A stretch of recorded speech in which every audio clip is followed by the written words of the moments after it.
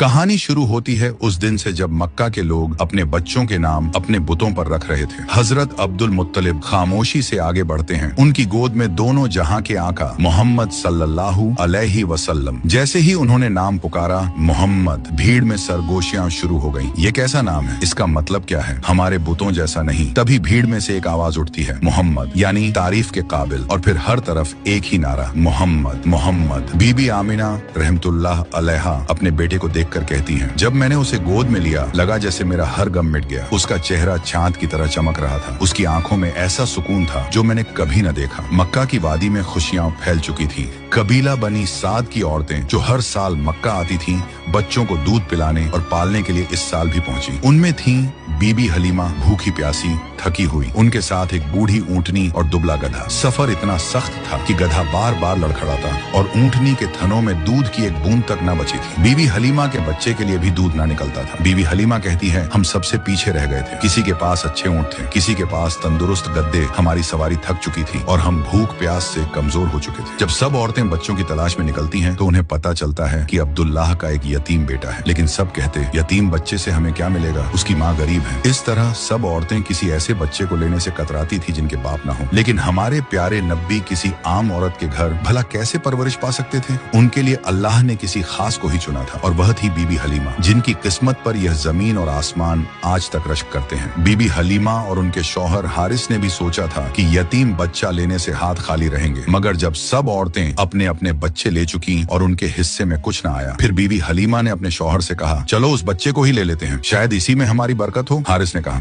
हाँ क्यों नहीं, शायद यही बच्चा हमारे नसीब बदल दे। और जब बीबी हलीमा बीबी आमिना रहमतुल्लाह अलैहा के घर पहुंची तो उन्होंने देखा और आगे क्या हुआ जानने के लिए पार्ट 2 जरूर देखें।